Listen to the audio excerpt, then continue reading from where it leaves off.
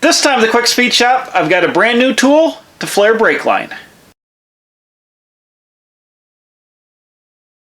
Alright, so what this is a vise mounted tool. It mounts in a vise like this. This is a two-step process to make double flare and bubble flare fittings on brake lines.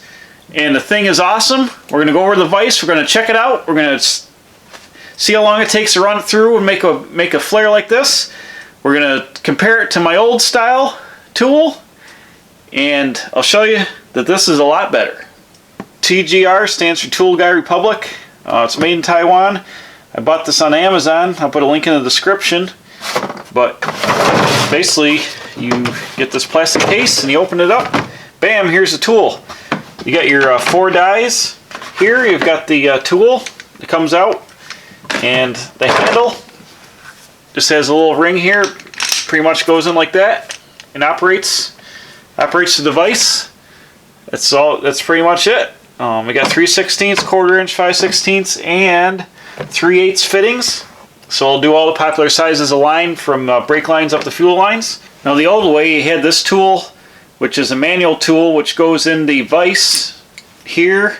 One nice thing about this is you can use it freehand. You can move it under the car if you got to do something under the car. But this clamps in the vise. You have a die that goes to your tools, your tubing size, 3/16 up to 1/2 inch. You got a sorted die, and then you've got this piece here, which basically clamps down on top of it and presses in the die and makes the brake fittings. And I can tell you that it doesn't make a very nice piece. It's complicated. This one's old and kind of wore out. It takes like 5 or 6 steps to do it. It doesn't make a very good flare. I've had to throw a lot of them away. I've had to hand file a bunch of them. So I didn't like this. And I was watching Motor Trend on Demand. I was watching a Roadkill Extra at Steve Dulce's garage. And David Freiberger had one of these tools. I think he bought it at Eastwood. I ordered this one off Amazon. But I think he bought his at Eastwood. I think it's the same thing. But anyways, he showed that he could make a brake line in 2 steps in less than a minute, and it was awesome. So I went out and immediately bought one to try it out, and I can tell you that it works fantastic. Let's go over to the vise and check it out. Okay, this is the way that most people do it. These little manual brake line tools. Let me go ahead and start the clock. Here we go. So I got my little piece of brake line. I'm going to slide it up into the 3/16 slot. I'm going to take the die, use it, go up flush to the bottom of the die on the back side here, then go ahead and start putting some tension on this. Set the die down. I've got to get a 1/2 inch wrench, which I've lost already. There it is. Take a 1/2 inch wrench and I tighten this down.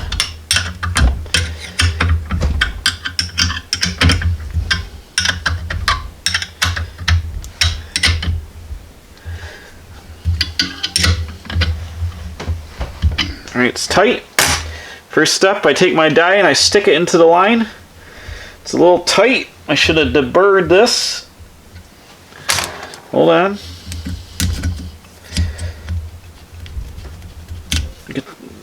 Deburr it just a little bit there. Okay, there we go. I take my tool here, back it off. Mine's old and kind of stripped, so it's a little tight. Alright, set it down over the tool here, crank it down, and crank the die down until it stops against the tool. Back it off. Well, this is the fun part. Sometimes you can't get the die out. And it's kind of stuck in there. You got to pry it without getting too crooked and snapping the pin off. Oh. Now we're in a world of hurt because it's stuck in here.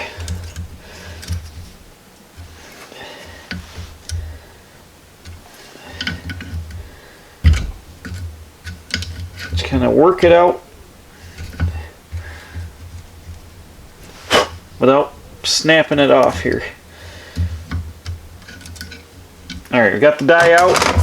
There you can already see I'm a little crooked on this, so we'll see how it comes down. Tighten this back down. This creates the other half of your 45-degree bend.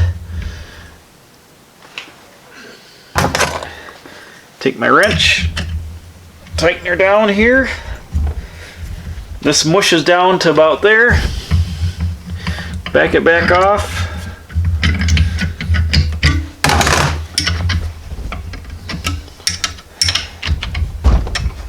Loosen these nuts up.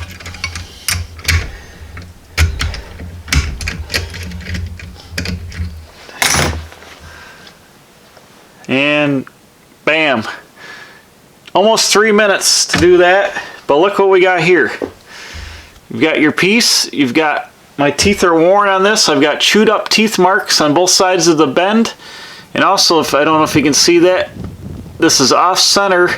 I've got a more of a lip on this side, I got a rough edge here, and I can tell you that most of my pieces I make out of this end up off center. I end up hand filing this a little bit and trying to work it around, but it is not very good. Here we go, I got the timer out. I'm going to hit start on the timer. Now we're going to do a 3/16 steel line. We're going to do a 45-degree double flare. So I've got a little piece of line here. I'm just going to go ahead and lay it down into the operation. I'm going to spin the wheel to operation 0. I'm going to lay my die on top. Make sure the 45s are both facing forward.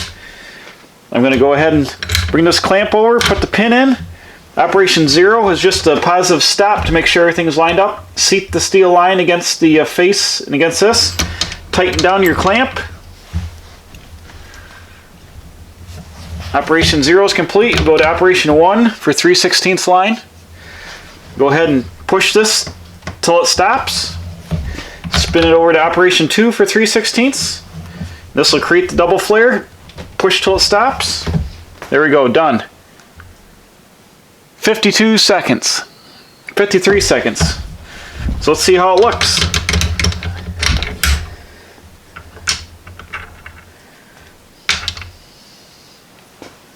Bam.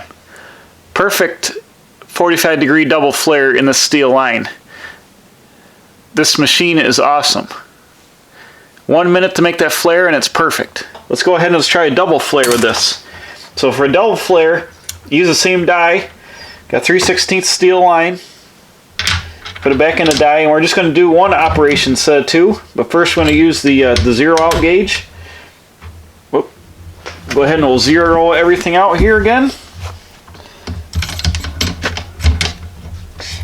Tighten down the clamp.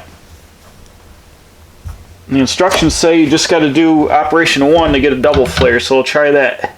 Here we go, Operation 1, 3/16. Boom. Let's check it out.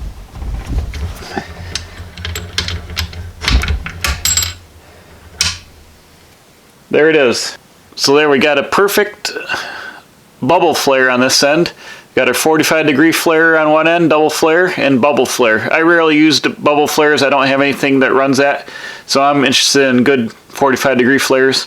This thing is awesome. I'm super happy with this purchase. This is a good tool. It's a little expensive at $200 for some, from what I'm doing, just home monkeying around, but I had such a disaster with that old piece of crap tool that I had that it's well worth it to spend the $200 on this. It's going to work awesome. It's going to save me tons of time and tons of frustration, and it should work for a lot of years, so that makes it well worth it. I want to thank David Freiberger for doing a Roadkill Extra on it. That was super awesome, and I wouldn't have bought it if I hadn't seen him doing it. So I bought this. It's great. I suggest you guys go out and buy one. You can order them from like Eastwood. I got this one through Amazon. There's probably a bunch of different places you can buy them, and there might be more manufacturers. This is the one I saw on Amazon, so I bought it, and it worked out great. So it's Quick Speed Shop approved. The sign's in the back. It's approved. So thanks for watching. Please subscribe. I'm going to put a circle over there. Go ahead and hit that to subscribe. Putting out new videos every Wednesday and Saturday. So tell your friends, hit the bell for the alerts. And as always, we'll see you again at the Quick Speed Shop. Where's the sign? There it is. At the Quick Speed Shop.